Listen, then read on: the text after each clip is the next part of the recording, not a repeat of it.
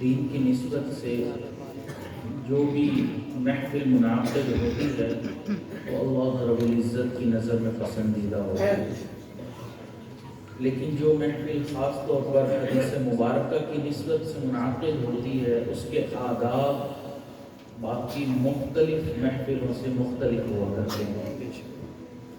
اس لیے محفل کے اندر اس کا مطلب یہ ہے کہ انسان باوضو بیٹھے اور جتنے بھی حضرات ہیں وہ خاموشی سے حدیث مبارکہ کی تلاوت سنیں، درس سنیں۔ اور ایک یہ ہے کہ جتنے بھی مرد ہیں یا خواتین وہ طالب علم ہونے کی نیت کے ساتھ یہاں پر بیٹھیں۔ چاہے جائے کہ آپ طالب علم نہیں بھی ہیں تو بھی طالب علم ہونے کی نیت سے یہاں پر بیٹھیں اور خاموشی سے حدیث مبارکہ کی محفل میں بیٹھیں۔ آپس میں گفتگو کرنا، کسی بات پر ہنسی مذاق کرنا، یہ حدیث مبارکہ کی محفل کے منافی ہے۔ تو اس لیے کوئی ایسا کام نہ کریں جو ادب کے خلاف ہو اور اللہ رب العزت کی ناراضگی کا سبب بن جائے۔ ایک محدث فرماتے ہیں کہ میں نے اپنی زندگی میں 17 مرتبہ بخاری شریف کو پڑھا اور اس کے بعد جو بھی حاجت اللہ رب العزت کی بارگاہ میں پیش کی، اللہ رب العزت نے میری وہ حاجت پوری فرما دی۔ تو اس لیے یہ محفل دعاؤں کی قبولیت کی محفل ہے۔ تو اس کا طریقہ یہ ہوگا کہ پہلے آپ کے سامنے خطبہ ہوگا، پھر حدیث مبارکہ کی تلاوت ہوگی اور اس کے بعد انشاءاللہ جو ہے وہ یہ عاجز بیان کرے گا جو کہ عمومی اور اصلاحی بیان ہوگا۔ اللہ رب العزت آپ حضرات کا آنا قبول فرمائے۔ الحمدللہ وکفی وسلام علی عبادہ الذین اصطفی، اما بعد فإن أصدق الحديث كتاب الله وخير الهدي هدي محمد صلى الله عليه وسلم وشر الأمور محدثاتها وكل محدثة بدعة وكل بدعة ضلالة وكل ضلالة في النار، وبالسند المتصل مني إلى شيخ الإسلام والمسلمين أمير المؤمنين في الحديث أبي عبد الله محمد بن إسماعيل بن إبراهيم بن المغيرة اليماني الجعفي رحمه الله تعالى ونفعنا بعلومه وفيوضه آمين۔ باب قول الله تعالى ونزع الموازين القسط ليوم القيامة وأن أعمال بني آدم وقولهم يوزن، وقال مجاهد القسطاس العدل بالرومية، ويقال القسط مصدر المقسط وهو العادل، وأما القاسط وهو الجائر۔ حدثنا أحمد بن أشكاب قال حدثنا محمد بن فضيل عن عمارة بن القعقاع عن أبي زرعة عن أبي هريرة رضي الله تعالى عنه قال قال النبي صلى الله عليه وسلم كلمتان حبيبتان إلى الرحمن خفيفتان على اللسان ثقيلتان في الميزان، سبحان الله وبحمده سبحان الله العظيم۔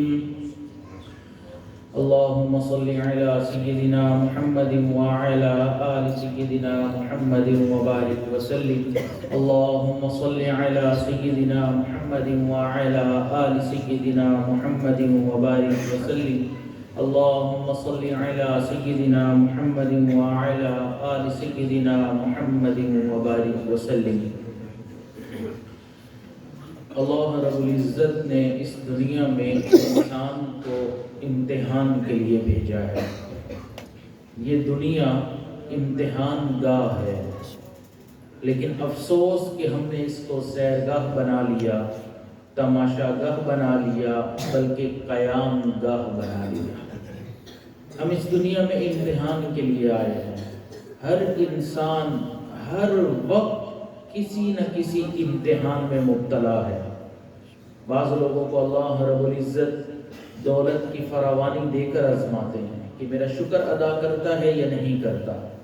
بعض لوگوں کو اللہ رب العزت دولت کی کمی دے کر آزماتے ہیں کہ اس کے اوپر صبر کرتا ہے یا نہیں کرتا۔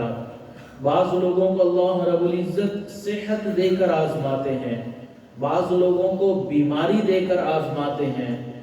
غرض ہر انسان کسی نہ کسی ایسے مسئلے میں مبتلا ہے اور امتحان میں ہے. اللہ رب العزت یہ دیکھنا چاہتے ہیں کہ یہ میرا بندہ اس وقت میں میری طرف رجوع کرتا ہے یا نہیں کرتا. اس لیے اللہ رب العزت نے اس بات کا ہمیں حکم فرمایا کہ تم دنیا میں میرے حکموں کی تعمیل کرو گے، میرے آقا صلی اللہ علیہ وسلم، اپنے محبوب صلی اللہ علیہ وسلم کی اتباع کرو گے. ایسا نہ ہو کہ تم میرے حکموں کی تعمیل نہ کرو، میرے محبوب کی سنت کے خلاف چلو، اور یہ اللہ رب العزت کو بہت ناپسند ہے. اگر کوئی انسان شیطان کے راستے پر چل کر گناہوں والی زندگی گزارتا ہے تو ایسا بندہ اللہ رب العزت کو بالکل پسند نہیں ہوتا. تو ہم یہاں پر تقوی والی زندگی گزارنے کے لیے آئے ہیں. اس لیے قرآن مجید کو اگر آپ پڑھیں تو جگہ جگہ آپ کو یہ بات نظر آئے گی کہ اللہ تعالیٰ فرما رہے ہیں اتقوا اللہ، اتقوا اللہ، تم تقوی اختیار کرو، تقوی اختیار کرو. یہ تقوی کیا ہے؟ تقوی یہ ہے کہ انسان ایسی زندگی گزارے کہ قیامت والے دن اس کا گریبان پکڑنے والا کوئی نہ ہو. یہ تقوی ہے. آپ نے دیکھا ہوگا کہ انسان کسی ایسے راستے سے گزرے جو خاردار جھاڑیوں والا راستہ ہو تو کس طرح اپنے کپڑے بچا کر نکلتا ہے کہ کہیں کسی کانٹے کے اندر میرا کپڑا پھنس نہ جائے، اس کی وجہ سے میرے کپڑوں کا نقصان ہو جائے گا. بالکل اسی طرح متقی انسان اس دنیا میں اس طرح زندگی گزارتا ہے کہ کہیں کسی نفسانی خواہش میں میرا دامن الجھ نہ جائے، میرا ایمان خراب ہو جائے گا. یہ تقوی ہے کہ انسان گناہوں سے 100% توبہ کر کے اس دنیا سے زندگی گزار کے جائے. اس تقوی کے لیے ضروری ہے کہ اللہ رب العزت کا خوف دل میں ہو. اگر دل کے اندر اللہ رب العزت کا خوف نہیں ہوگا، ڈر نہیں ہوگا، انسان پھر گناہوں سے بچ نہیں سکے گا. آپ دیکھیں کہ انسان چوری کیوں کرتا ہے؟ اس کو پتہ ہوتا ہے کوئی دیکھ نہیں رہا. انسان قتل کیوں کرتا ہے؟ کیونکہ اس کو پتہ ہے کہ کوئی مجھے کچھ کہنے والا نہیں ہے. جس کی لاٹھی اس کی بھینس کا قانون کیوں ہوتا ہے؟ کیونکہ انسان یہ سمجھتا ہے کہ ہم سے کوئی پوچھنے والا نہیں. لیکن جب دل کے اندر یہ بات ہوگی کہ اللہ رب العزت مجھے دیکھ رہے ہیں، اللہ رب العزت مجھ سے حساب لینے والے ہیں، وہ اللہ رب العزت ایک ایک چیز کا حساب لیں گے، تو پھر انسان گناہوں سے اپنے آپ کو بچائے گا. حضرات صحابہ کرام کا جو معاشرہ تھا، یہ معاشرہ اتنا خوبصورت تھا کہ آج تک انہی کے معاشرے کی ہم مثالیں دیتے ہیں. اس کی وجہ یہی تھی کہ انہوں نے اپنے آپ کو سنوار لیا تھا، اللہ کے محبوب کی سنتوں پر عمل کر لیا تھا. ان کے دلوں میں اللہ کا خوف تھا، اللہ کا ڈر تھا. تو اس لیے ہمیں چاہیے کہ اللہ رب العزت کا خوف یہ اللہ تعالیٰ سے مانگیں. یہ نعمت ہے جس انسان کو نصیب ہو جائے. جس انسان کے دل میں ڈر نہیں وہ گناہوں پر بے باک ہو جاتا ہے. افسوس ہے کہ ہم مسلمانوں کا معاشرہ ہے اور ہمیں اپنی جگہوں پر، گلی کوچوں بازاروں میں، دکانوں پر لکھنا پڑتا ہے کہ کیمرے کی آنکھ دیکھ رہی ہے. کیوں نہیں ہمارا ایمان اتنا پختہ کہ ہمیں یہ یقین ہو کیمرہ دیکھے یا نہ دیکھے اللہ رب العزت ہر لمحے دیکھ رہے ہیں. جب یہ ایمان بنا ہوا ہوگا پھر کوئی دکان میں موجود ہے یا نہیں ہے، انسان گناہوں سے اپنے آپ کو بچا لے گا. یہ ایمان ہوتا ہے. حضرت عمر رضی اللہ تعالیٰ جب گشت فرما رہے تھے، جو گھر میں سے آواز آئی، ایک بولنے والی محسوس ہوتی تھی کہ عمر بڑی ہے، دوسری آواز سے محسوس ہوتا تھا نوجوان ہے. تو انہوں نے سنا کہ بوڑھی خاتون کہہ رہی ہے کہ اس دودھ کے اندر پانی ملا دو.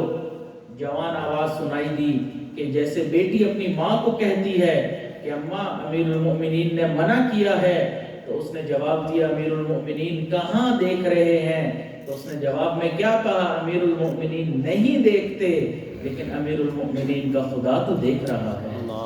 یہ ایمان ہوتا ہے، تب انسان اپنے آپ کو گناہوں سے بچا لیتا ہے۔ تو اللہ رب العزت کا ڈر اور اللہ رب العزت کا در، یہ دو چیزیں جس انسان کو نصیب ہو جائیں اس انسان کی آخرت بن جایا کرتی ہے۔ امام غزالی رحمۃ اللہ علیہ نے خوف کے 3 درجات لکھے ہیں۔ وہ فرماتے ہیں کہ ایک خوف ہے عوام الناس کا خوف، عام عوام، اس کا خوف یہ ہے کہ وہ گناہ تو کر لیتی ہے، اپنے نفس کے پیچھے چل کر، شیطان کا کہنا مان کر گناہ کے لیے قدم اٹھا بیٹھتی ہے، عوام گناہ کر لیتی ہے، لیکن اس کے بعد پھر پشیمان ہوتی ہے، شرمندہ ہوتی ہے کہ اب کل قیامت والے دن مجھے اس کے اوپر عذاب ملے گا، سزا ملے گی، مجھ سے پوچھا جائے گا۔ فرمایا یہ عوام الناس کا خوف ہے۔ اس کی مثال آپ یوں سمجھیں کہ جیسے گھر کے اندر کوئی بچہ برتن توڑ دے، گلاس توڑ دے یا کوئی بلب توڑ دے، تو توڑنے کے بعد وہ اس خوف میں مبتلا ہوتا ہے کہ اب امی مجھے ڈانٹے گی یا ابو مجھے ماریں گے، تو کرنے کے بعد احساس ہوا۔ فرمایا یہ عوام الناس کا خوف ہے کہ گناہ کرنے کے بعد احساس کرتے ہیں، یہ پہلا درجہ ہے۔ دوسرا درجہ خوف کا ہے صالحین کا خوف، یہ نیک لوگ ہوتے ہیں، دن رات اللہ رب العزت کے دین میں مشغول رہتے ہیں، اللہ رب العزت کا دین لوگوں تک پھیلانے کی کوشش میں لگے رہتے ہیں، نیک اعمال کرنے والے ہوتے ہیں، گناہوں سے بچنے والے ہوتے ہیں، لیکن ان کو اس بات کا خوف ہوتا ہے کہ ہم جو نیک اعمال کر رہے ہیں معلوم نہیں اللہ تعالیٰ قبول بھی فرماتے ہیں یا نہیں فرماتے۔ اللہ رب العزت کے اوپر کسی کا زور اور زبردستی نہیں ہے کہ ہم نے اگر نیک عمل کر لیا تو اللہ تعالیٰ کو قبول کرنا ہی پڑے گا۔ وہ بے نیاز ذات ہے، جس انسان کے عمل کو قبول کرنا چاہے کر لے، جس کے اعمال کو رد کرنا چاہے وہ اعمال کو رد فرما دے، بے نیاز ذات ہے۔ اللہ رب العزت کے اوپر کسی کا زور نہیں۔ حدیث مبارکہ میں ہے نبی علیہ الصلوۃ والسلام نے ارشاد فرمایا ایک انسان نیک اعمال کرتا ہے، کرتے کرتے جنت سے ایک بالش کے فاصلے پر رہ جاتا ہے، اللہ رب العزت کی تقدیر غالب آتی ہے، اللہ تعالیٰ اس کو جہنم کے اندر ڈال دیا کرتے ہیں۔ ایک انسان گناہ کرتا رہتا ہے، کرتے کرتے جہنم سے ایک بالش کے فاصلے پر رہتا ہے، اللہ کی تقدیر غالب آتی ہے، اللہ تعالیٰ اس انسان کو جنت کے اندر ڈال دیا کرتے ہیں۔ اللہ کی مرضی ہے، جس کو چاہے اعمال قبول فرما لیں، جس کے چاہے رد فرما دے۔ اللہ رب العزت چاہیں تو ایک گناہگار انسان، ایک خطاکار، چوری چکاری کرنے والا انسان، بخاری شریف کی روایت ہے کہ محبوب نے فرمایا راستے سے جا رہا تھا، درخت کی ٹہنی راستے کے اوپر آ رہی تھی، اس نے اس شاخ کو کاٹ دیا کہ لوگوں کو تکلیف نہ ہو جائے۔ اللہ تعالیٰ نے اس عمل پر اس کے تمام گناہوں کو معاف کر دیا۔ اللہ کی رحمت جس کے اوپر چاہے برس جائے، وہ ذات بے نیاز ذات ہے، چاہے تو بلم بعور کی 300 سال کی عبادت کو رد فرما کر قرآن مجید میں قیامت تک کے لیے یہ بات فرما دیں فَمَثَلُهُ كَمَثَلِ الْكَلْبِ، اس کی مثال کتے کی مانند ہے، وہ بے نیاز ذات ہے، چاہے تو چھوٹے سے عمل پر مغفرت فرما دے، چاہے تو 300 سال کی عبادت کو بھی رد فرما دے، اس کے اوپر کسی کا زور نہیں ہے۔ یہ صالحین کا خوف ہوتا ہے، ہر وقت اس خوف میں زندگی گزارتے ہیں، معلوم نہیں ہمارے نیک اعمال قبول ہوں گے بھی یا نہیں ہوں گے، اس لیے انسان کو ڈرنا چاہیے۔ اور تیسرا درجہ عارفین کا خوف، یہ عارفین اللہ رب العزت کی معرفت کو پانے والے ہوتے ہیں، اللہ کو پہچاننے والے ہوتے ہیں، اللہ سے محبت کرنے والے ہوتے ہیں۔ عبادی، وہ لوگ جن پر شیطان کا داؤ نہیں چل سکتا، ان لوگوں میں شامل ہوتے ہیں، ان کی رات عبادت والی ہوتی ہے، دن استغفار والا ہوتا ہے۔ اللہ رب العزت نے ان کو عجیب بانگ پن عطا کیا ہوتا ہے، عجیب کیفیات ہوتی ہیں، لیکن یہ عارفین بھی خوف میں زندگی گزارتے ہیں کہ ہمیں جو کیفیت اللہ نے عطا کی، ہمیں ایمان کی دولت جو اللہ نے عطا کی، معلوم نہیں مرتے وقت اس ایمان کی دولت کے ساتھ اس دنیا سے جائیں گے یا نہیں جائیں گے۔ حضرت امام سفیان ثوری رحمۃ اللہ علیہ انہی کا واقعہ ہے یا کسی اور محدث کا، ایک مرتبہ غمزدہ بیٹھے، کسی نے آ کر پوچھا کہ اتنا غمزدہ کیوں ہیں، کوئی غلطی ہو گئی، کوئی خطا ہو گئی۔ انہوں نے اپنے سامنے پڑا ہوا پتھر کا ایک چھوٹا سا ٹکڑا اٹھایا، اپنی ہتھیلی پر رکھا، فرمانے لگے میں نے اپنے علم اور ارادے سے اس چھوٹے سے کنکر کے برابر بھی اللہ کی نافرمانی نہیں کی، لیکن اس بات سے ڈر رہا ہوں معلوم نہیں مرتے وقت ایمان کے ساتھ جاؤں گا یا نہیں جاؤں گا۔ کتنے لوگ ہیں جو زندگی میں ایمان والے ہوتے ہیں لیکن مرتے وقت ایمان سے خالی اس دنیا سے جاتے ہیں۔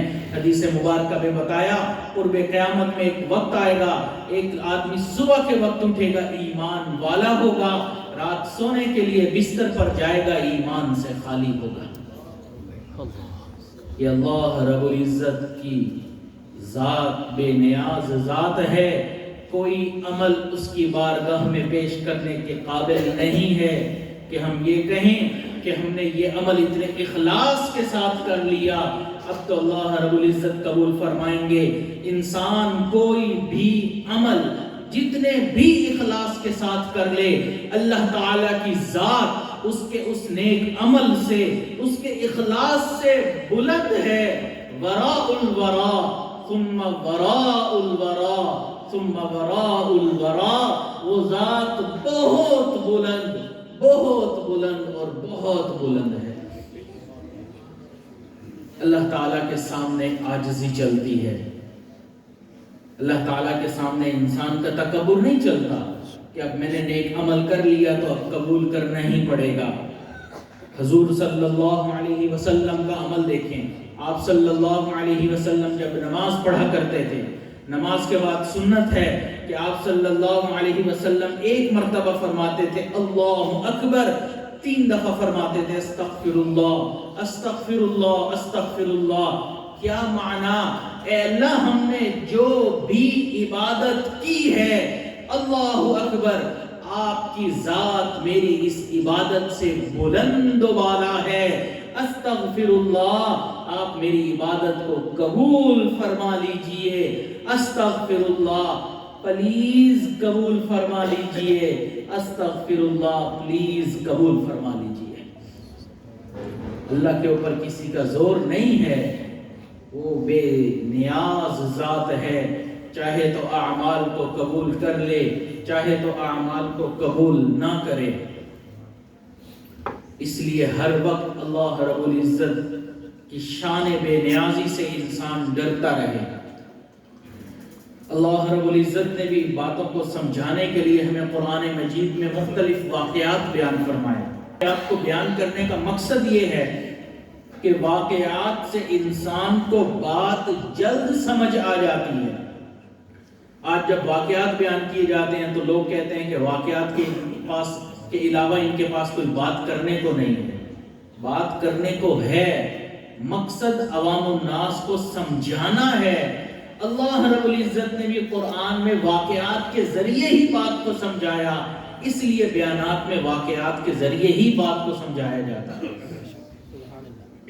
اب آپ کے سامنے یہ عاجز مختلف واقعات مختلف اکابرین کے رکھتا ہے، آپ دیکھیے گا کہ کیسے اللہ رب العزت کی ذات کو وہ جانتے تھے، اللہ کی معرفت کو پہچاننے والے تھے، لیکن جانتے تھے کہ وہاں کوئی عمل پیش کرنے کے قابل نہیں ہے۔ اگر آپ نے قریب میں دیکھنا ہے تو شیخ الہند مولانا محمود حسن رحمۃ اللہ علیہ کی شخصیت کو دیکھیے، دارالعلوم دیوبند کے پہلے شاگرد ہیں، استاد بھی محمود حسن، شاگرد بھی محمود حسن، پڑھانے والے استاد ہیں، پڑھنے والے شیخ الہند بن گئے۔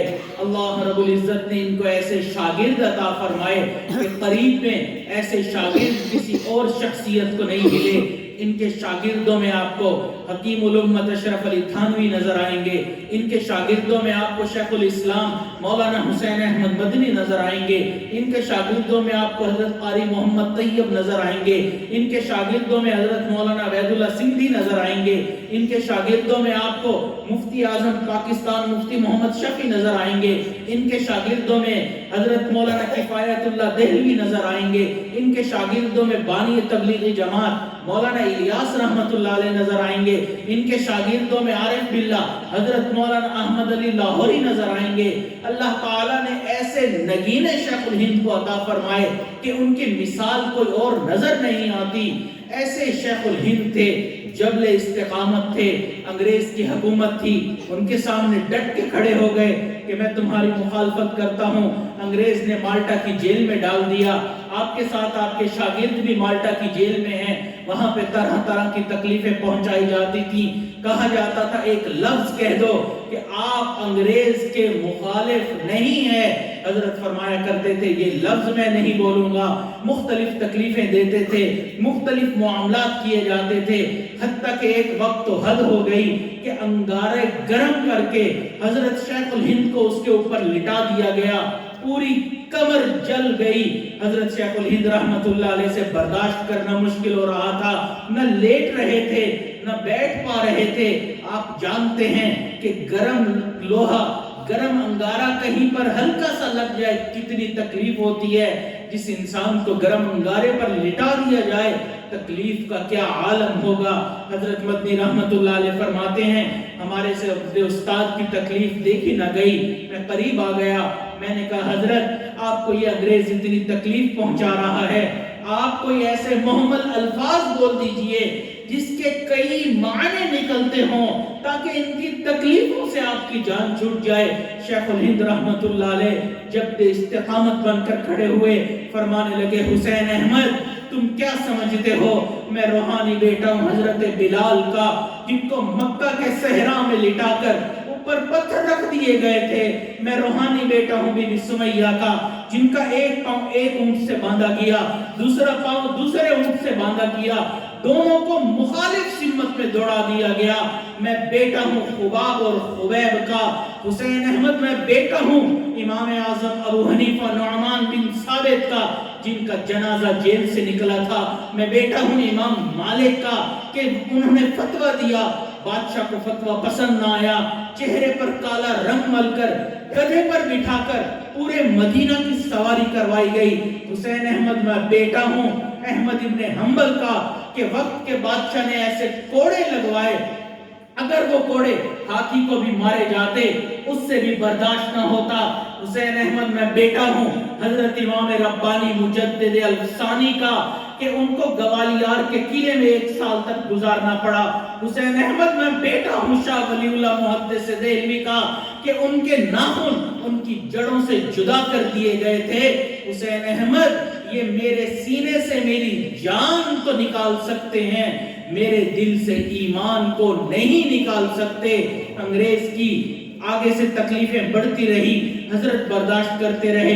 ایک وقت آیا انگریز نے اعلان کر دیا ان تمام ملاؤں کو، ان علماء کو پھانسی پر چڑھا دیا جائے۔ حضرت مدنی فرماتے ہیں ہم خوش ہو گئے، ہمیں پھانسی پر چڑھا جائے گا، شہادت مل جائے گی۔ شہادت ہے مقصود مطلوب مومن، ہمیں مقصد مل جائے گا، اللہ کی راہ میں شہید ہو جائیں گے، ان کی تکلیفوں سے چھٹکارا ملے گا۔ لیکن جیسے ہی یہ اعلان ہوا ہم نے دیکھا شیخ الہند رحمت اللہ علیہ مسلسل روئی جا رہے ہیں، آنکھوں میں آنسو ہیں، روتے چلے جا رہے ہیں۔ ہم سب شاگرد حیران ہیں، حضرت کو کس بات کا غم لگ گیا؟ اب تو شہادت کا موقع ہے، خوشی کا موقع ہے، حضرت تو روئی جا رہے ہیں۔ فرماتے ہم شاگرد آ کے بیٹھ گئے، ہم نے حضرت سے پوچھا حضرت آپ مسلسل رو رہے ہیں، اس کی وجہ کیا ہے؟ حضرت نے فرمایا حسین احمد میں پھانسی کے ڈر کی وجہ سے نہیں رو رہا، میں اللہ کی شان بے نیازی کو یاد کر کے رو رہا ہوں۔ وہ ذات اتنی بے نیاز ذات ہے، کبھی کبھی انسان کی جان بھی لے لیتی ہے، قبول بھی نہیں کیا کرتی۔ اللہ رب العزت بے نیاز ذات ہے، جس کے چاہے اعمال کو قبول کرے، جس کے چاہے اعمال کو رد فرما دے۔ کسی انسان کا، کسی مخلوق کا، کسی فرشتے کا اللہ رب العزت پر کوئی زور نہیں ہے۔ آگے دیکھیے، آپ کو ایک دوسری شخصیت نظر آئے گی، امیر المؤمنین فی الحدیث۔ اللہ رب العزت نے ایسا ان کو مقام عطا فرمایا کہ محدثین کی دنیا میں ہر محدث پر آپ کو کوئی نہ کوئی جرح مل جائے گی، لیکن اس محدث پر آپ کو ڈھونڈنے سے بھی جرح نہیں ملے گی۔ اللہ نے ایسا مقام عطا فرمایا، دنیا اس کو عبداللہ ابن مبارک کے نام سے یاد کرتی ہے۔ نواب کے بیٹے تھے، ہزاروں درہم دین کا علم حاصل کرنے کے لیے خرچ کر دیے۔ امام اعظم ابو حنیفہ رحمۃ اللہ علیہ کے شاگردوں میں شامل ہو گئے، وہاں سے اتنا علم حاصل کیا کہ امام بخاری رحمۃ اللہ علیہ جیسے محدث ان کے شاگردوں میں شامل ہو گئے۔ اللہ نے علم کا اتنا کام لیا، اتنا دین ان کے ذریعے پھیلا۔ اللہ رب العزت حضرت شیخ الہند مولانا زکریا، حضرت شیخ الحدیث مولانا محمد زکریا رحمۃ اللہ علیہ فرماتے ہیں کہ حضرت مولانا عبداللہ ابن مبارک رحمۃ اللہ علیہ جب حدیث مبارکہ کا درس دیا کرتے تھے، ایک وقت میں ہزاروں لوگ ان سے حدیث مبارکہ کی سماعت کیا کرتے تھے۔ اس زمانے میں لاؤڈ سپیکر تو تھے نہیں، مکبر کھڑا ہوا کرتا تھا۔ حضرت عبداللہ ابن مبارک حدیث کی تلاوت کرتے، وہ سن کر آگے تلاوت کرتا، وہ سن کر آگے تلاوت کرتا۔ جیسے ہمارے ہاں جنازوں پر مجمع بڑا ہوتا ہے، امام اللہ اکبر کہتا، ایک مکبر عوام میں سے کھڑے ہو کر اللہ اکبر کی صدا بلند کرتا ہے تاکہ پیچھے والوں تک آواز چلی جائے، کیونکہ سپیکر تو تھے نہیں۔ حضرت عبداللہ ابن مبارک رحمۃ اللہ علیہ جب درس حدیث دیا کرتے تھے، آپ کے درس حدیث کے اندر 1200 تعداد مکبرین کی ہوا کرتی تھی، اتنا بڑا مجمع ہوتا تھا۔ فرماتے ہیں شیخ الحدیث رحمت اللہ علیہ کہ آپ کے دور میں ایک وقت آپ کی کلاس میں موجود طلباء کی دواتوں کو گنا گیا۔ اس وقت دوات کی ڈبیاں ہوا کرتی تھیں کہ دوات کی ڈبی میں سے انسان قلم لگا کر لکھ لیا کرتا ہے۔ اب ایک دوات کی ڈبی کئی طلباء استعمال کر لیتے ہیں۔ فرمایا دواتوں کی ڈبیوں کی تعداد 40,000 تعداد تھی۔ ایک وقت میں ہزاروں کا مجمع آپ سے حدیث پڑھتا تھا، اتنی حدیث مبارکہ کی خدمت کر لی، اتنے متقی انسان تھے۔ حضرت سفیان ثوری رحمۃ اللہ علیہ فرماتے ہیں میں نے پوری زندگی اس کوشش میں گزاری کہ میں اپنی زندگی کے 3 دن ایسے تقوی والے گزار لوں جیسے عبداللہ ابن مبارک گزارتے ہیں۔ 3 دن تو گزا، میں ایک دن بھی ویسا نہ گزار سکا۔ آپ ہی کے ایک دوست تھے، فرماتے ہیں میں حیران تھا، ہم نے بھی انہی اساتذہ سے پڑھا، عبداللہ نے جن استادوں سے پڑھا ہم نے بھی وہی کتابیں پڑھی جن سے جو عبداللہ نے پڑھی، ہم نے بھی وہی علم حاصل کیا جو عبداللہ ابن مبارک نے علم حاصل کر لیا۔ ہماری طرف تو لوگوں کا اتنا رجوع نہیں ہے، عبداللہ کی طرف اتنا زیادہ رجوع کیوں ہے؟ یہ آج ہمارے معاشرے میں جو دین کا کام کرنے والے ہیں ان کے لیے بھی آئی اوپنر بات ہے کہ غور کریں۔ اگر کسی کی طرف لوگوں کا رجوع ہے، اللہ تعالیٰ کسی کو قبولیت عطا فرما دیتے ہیں تو اس کی ٹانگیں کھینچنے کی بجائے، اس سے حسد کرنے کی بجائے اللہ کی بارگاہ میں رجوع کرنے کا وقت ہوتا ہے کہ اللہ تعالیٰ نے اس کو قبولیت دی، ہمارا سر تسلیم خم ہے۔ وہ فرماتے ہیں کہ میں نے اپنی ساری مصروفیات کو چھوڑ دیا، عبداللہ ابن مبارک کے ساتھ میں نے 6 مہینے گزار لیے۔ اس 6 مہینے کو میں نے عبداللہ ابن مبارک کے دن کو بھی دیکھا، رات کو بھی دیکھا، محفل کو بھی دیکھا، جلوت کو بھی دیکھا، خلوت کو بھی دیکھا۔ فرماتے ہیں 6 مہینے کے بعد میں اس نتیجے پر پہنچا کہ عبداللہ ابن مبارک کی زندگی میں حضرات صحابہ کرام کی زندگی میں کوئی فرق نہیں، سوائے ایک فرق کے کہ حضرات صحابہ کرام نے حضور صلی اللہ علیہ وسلم کی صحبت حاصل کر لی۔ عبداللہ ابن مبارک کو یہ نعمت نصیب نہیں ہوئی، اس کے علاوہ کوئی فرق نظر نہیں آیا۔ ایسے متقی انسان، ایسے حدیث کی خدمت کرنے والے انسان، ہزاروں لاکھوں ان کے طالب علم ان کے شاگرد تھے۔ آخری وقت آ گیا، اپنے شاگردوں کو فرمانے لگے مجھے بستر سے اٹھا کر زمین پر لٹا دو، الامر فوق الادب، کہ حکم انسان کا ادب کے اوپر غالب ہوتا ہے۔ شاگردوں نے حضرت کی یہ بات سنی، بستر سے اٹھا کر زمین پر لٹا دیا۔ تھوڑی دیر کے بعد شاگردوں کی چیخیں نکل گئی۔ انہوں نے دیکھا عبداللہ ابن مبارک اپنے رخسار کو زمین کی مٹی سے رگڑ رہے ہیں اور فرما رہے ہیں اللہ عبداللہ کے بڑھاپے پر رحم فرما دے، اللہ عبداللہ کے بڑھاپے پر رحم فرما دے۔ نہیں کہا اللہ تیرے محبوب کے دین کی خدمت کر لی، تیرے محبوب کے دین کی حدیث کی خدمت کر لی۔ ہزاروں شاگرد تھے، امر بالمعروف کیا، نہی عن المنکر کر دیا۔ نہیں کہا جانتے تھے اس بارگاہ میں کوئی عمل پیش نہیں کر سکتے، ایک لفظ بولا اللہ عبداللہ کے بڑھاپے پر رحم فرما دے، عبداللہ کے بڑھاپے پر رحم فرما دے۔ اولئک آبائی فجئنی بمثلہم، یہ ہمارے آبا و اجداد تھے، ان کی مثال زمانہ پیش نہیں کر سکتا۔ آج ان کو ہم فخریہ اپنا آبا و اجداد بولتے ہیں روحانی طور پر، کاش ان کے نقش قدم پر بھی چل لیتے۔ اللہ کی بارگاہ میں اپنے اعمال کو ہم پیش نہیں کر سکتے، لیکن اتنا تو ہے التجا کر لیں کہ اللہ آپ ہمارے اعمال کو قبول فرما لیجئے۔ ایک قدم آگے بڑھتے ہیں، آپ کو تاریخ میں ایک شخصیت نظر آئے گی، نام اس کا ہے نعمان، والد کا نام ہے ثابت، دنیا امام اعظم ابو حنیفہ کے نام سے پہچانتی ہے۔ تاریخ ان کے شاگردوں کی مثال پیش نہیں کر سکتی۔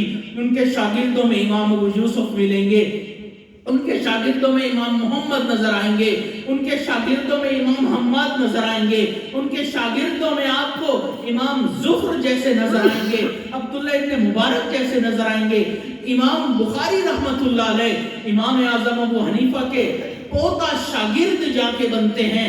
اللہ نے حدیث میں بھی بلند مقام دیا، فقہ میں بھی بلند مقام عطا فرمایا۔ ایسے فقیہ تھے، محدث تھے کہ انسان حیران ہوتا ہے۔ آج افسوس ہے امام اعظم ابو حنیفہ پر اعتراض کرنے والوں کو، انہوں نے امام صاحب کی زندگی کا مطالعہ نہیں کیا، ان کی عقل اتنی ہے ہی نہیں کہ وہ امام ابو حنیفہ کی شخصیت کو سمجھ سکیں۔ امام صاحب کی شخصیت کو سمجھنے کے لیے انسان کو دماغ چاہیے، ذہن چاہیے۔ اللہ نے ایسا بلند مقام عطا فرما دیا کہ انسان حیران ہوتا ہے۔ امام شافعی رحمت اللہ علیہ جیسا محدث کہتا ہے فقہ میں پوری دنیا امام ابو حنیفہ کے بچوں کی مانند ہے۔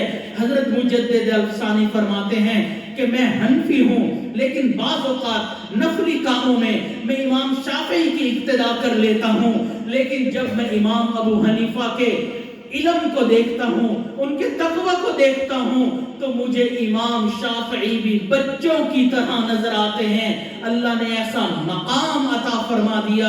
اتنے بڑے محدث، اتنے بڑے فقیہ، ان کے حالات زندگی میں لکھا ہے روزانہ کا ایک قرآن مجید تلاوت کیا کرتے تھے۔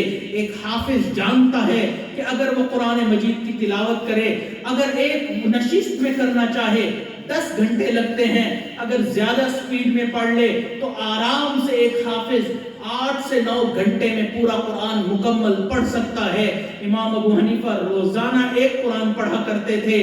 جب فقہی مصروفیات زیادہ ہو گئیں، 3 دن میں ایک قرآن ختم کرنے کی ان کی ترتیب بن گئی۔ اللہ تعالیٰ نے ان سے ایسا کام لیا کہ تاریخ ویسا کام دوبارہ کر نہیں سکتی کہ 11 لاکھ 12 لاکھ کے قریب ایسے مسائل جو ابھی امت کو درپیش نہیں آئے تھے، امام ابو حنیفہ نے اپنی شورا کے ساتھ بیٹھ کر ان مسائل کے جوابات پہلے سے لکھوا دیے کہ اگر یہ مسئلہ امت کو پیش آیا تو قرآن اور حدیث سے اس کا کیا جواب ہوگا، اس کا جواب پہلے لکھ دیا۔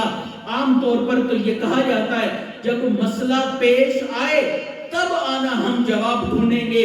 وہ فرماتے تھے مسئلہ پہلے پیش آئے یا نہ آئے، ہم جوابات پہلے لکھ دیں، کیونکہ جب سیلاب آیا کرتا ہے تب کنویں کھودنے سے، ڈیم بنانے سے فائدہ نہیں ہوتا۔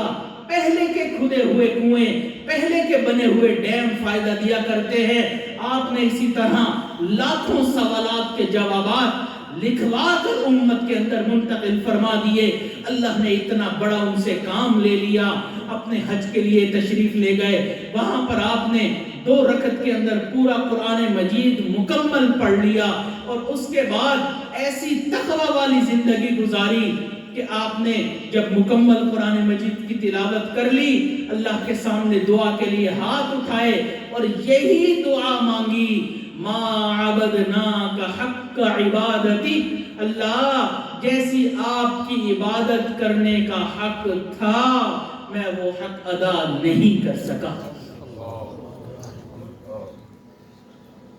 اللہ رب العزت کی شان کو جاننے والے، اللہ کی معرفت کو پہچاننے والے جانتے ہیں اس بارگاہ میں کوئی عمل پیش کرنے کے قابل نہیں ہے۔ کون ہے مائی کا لال جو سینہ ٹھوک کے کہے کہ میں فلاں عمل پیش کروں گا، میں فلاں عمل پیش کروں گا؟ کوئی عمل پیش نہیں کر سکتا۔ اللہ کی ذات بے نیاز ہے، بلند و بالا ہے، اعلیٰ ہے، عرفہ ہے، منزہ ہے، مبرہ ہے، اتنی بلند ہے کہ ہم سوچ بھی نہیں سکتے۔ آپ کے سامنے ایک آخری مثال رکھتا ہوں تاکہ بات اور سمجھ میں آ جائے کہ واقعی اللہ کے سامنے کوئی عمل پیش کرنے کے قابل نہیں ہے۔ یہ اللہ کی رحمت ہے، اللہ جس کا چاہے عمل قبول فرما لے۔ اگر اللہ ہمارے نیک اعمال قبول فرما کر دوبارہ اعمال کی توفیق دیتے ہیں، اللہ کی رحمت ہے۔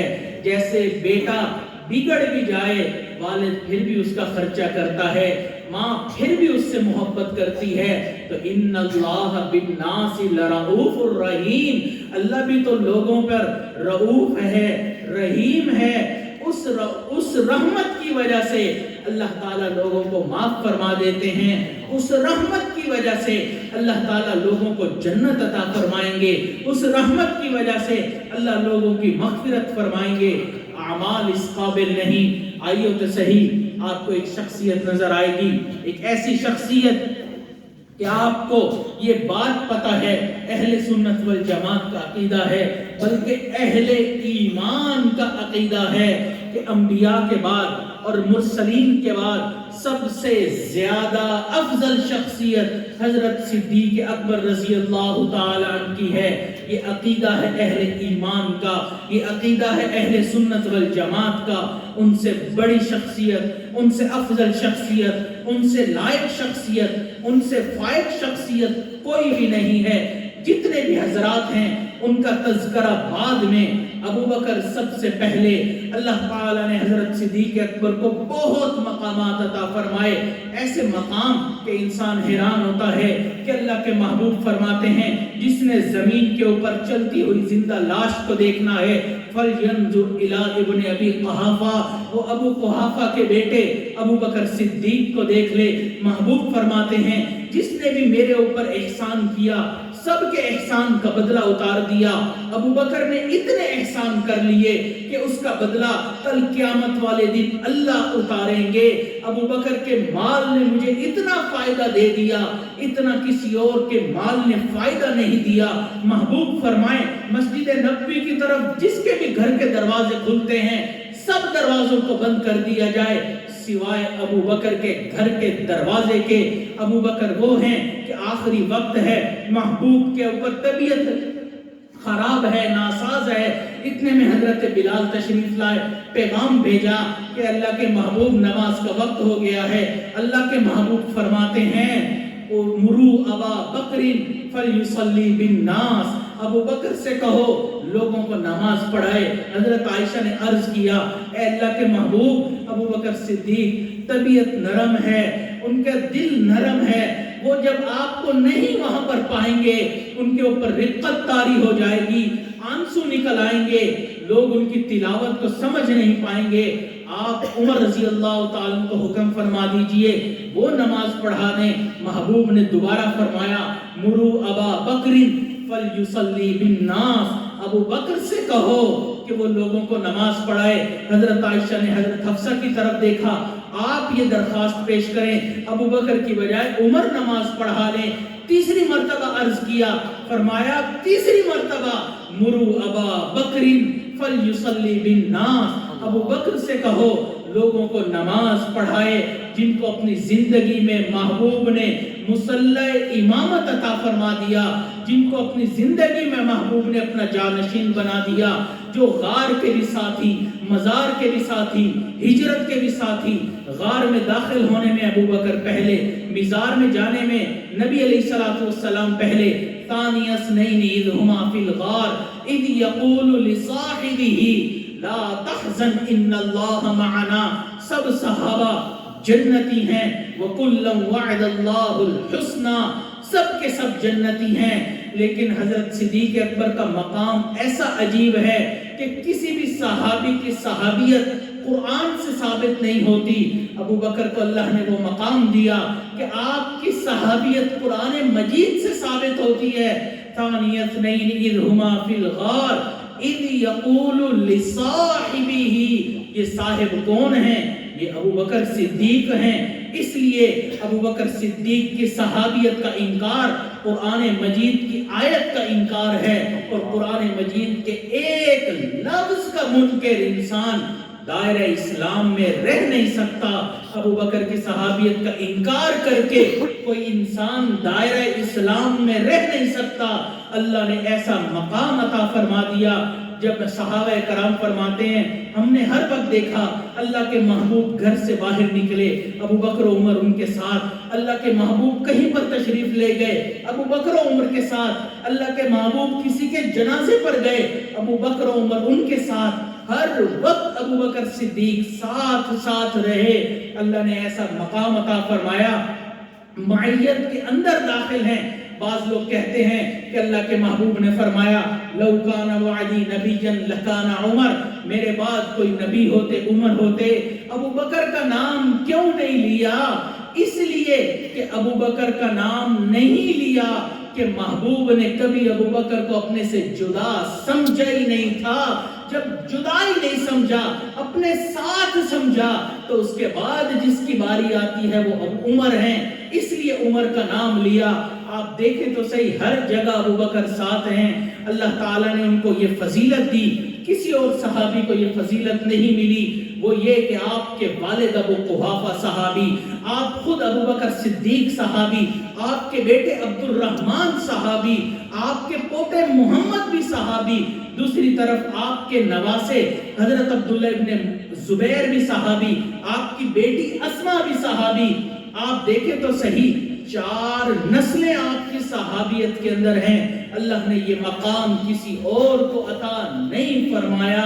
قرآن مجید میں آپ کے تذکرے، محبوب کی حدیثوں میں آپ تذکرے، جہاں پر بھی کوئی حدیث پڑھیں سب سے پہلا نام ابو بکر کا ملے گا۔ عشرہ مبشرہ میں آپ اٹھا کر دیکھیں حدیث مبارکہ، محبوب نے سب سے پہلے فرمایا ابو بکر فی الجنہ، عمر فی الجنہ، عثمان فی الجنہ، علی فی الجنہ۔ ترتیب بتا رہی ہے، ترتیب خلافت یہی ہے۔ اس سے پتہ چلتا ہے ہر جگہ ابو بکر سب سے پہلے ہیں۔ اللہ نے ایسے مقام عطا فرمائے کہ محبوب فرماتے ہیں قیامت کا دن ہوگا، اللہ تعالی پوری امت کے اوپر عام تجلی فرمائیں گے، ابو بکر کے اوپر خاص تجلی فرمائیں گے۔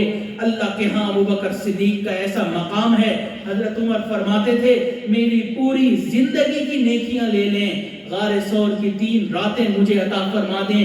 حضرت عمر فرماتے ہیں اگر حضرت ابو بکر کے ایمان کو ایک پلڑے میں رکھا جائے، پوری امت کے ایمان کو دوسرے پلڑے میں رکھا جائے، ابو بکر کا ایمان بھاری پڑ جائے گا۔ اللہ تعالیٰ نے ان کو ایسا بنایا، اللہ تعالیٰ نے ان کو ایسا بنایا، لیکن جانتے تھے ان سب فضیلتوں کے باوجود کوئی عمل پیش نہیں کر سکتا۔ بعض اوقات تنہائی میں بیٹھے ہوتے تھے، نظر ڈالتے تھے اپنے اوپر، کانپ اٹھتے تھے، فرمایا کرتے تھے کاش میں کسی مومن کے بدن کا بال ہوتا، کاش میں کسی پرندے کا پر ہوتا۔ کئی دفعہ فرماتے ہیں پرندہ تو کتنا خوش نصیب ہے، تجھے قیامت والے دن کوئی حساب نہیں دینا، ہم انسانوں کو اللہ کے ہاں حساب دینا پڑے گا۔ اتنی فضیلتوں کے باوجود اتنی عاجزی کا اظہار، جانتے تھے اللہ رب العزت بلند ذات ہے۔ یہ ہمارے سامنے مختلف واقعات ہیں، آئی اوپنر ہیں کہ ہم اس چیز کو دیکھیں کہ آج ہم جو اپنے اعمال کے اوپر فریفتہ ہوتے پھرتے ہیں، چند الفاظ پڑھ لیے، 2-4 کتابیں دوسروں سے زیادہ پڑھ لی، دوسروں کا جینا حرام نہ کریں، دوسروں کے لیے آسانی والی زندگی بنائیں، دوسروں کے لیے آرام دہ زندگی بنائیں۔ اگر آپ نیک اعمال کر رہے ہیں کرتے رہیں، لیکن دوسروں کے اوپر ایسے مسلط نہ ہو جائیں کہ وہ انسان دین سے ہی دور بھاگ جائے۔ آرام سے حسن خلق کے ساتھ اطمینان کے ساتھ اس کو دین کے قریب بلائیں تاکہ وہ بھی دین کے قریب آئے، اس کو بھی پتہ چلے کہ الدین النصیحہ، دین سراسر خیر خواہی ہے، اس کے علاوہ دین کچھ نہیں۔ دعا ہے کہ اللہ تعالیٰ آج کی محفل میں جتنے احباب ہیں، مرد ہیں یا خواتین، سب کے نیک اعمال کو قبول فرمائے اور آئندہ ہمیں ایمانی، اسلامی اور قرآنی زندگی بسر کرنے کی توفیق عطا فرمائے۔ وآخر دعوانا ان الحمد للہ رب العالمین۔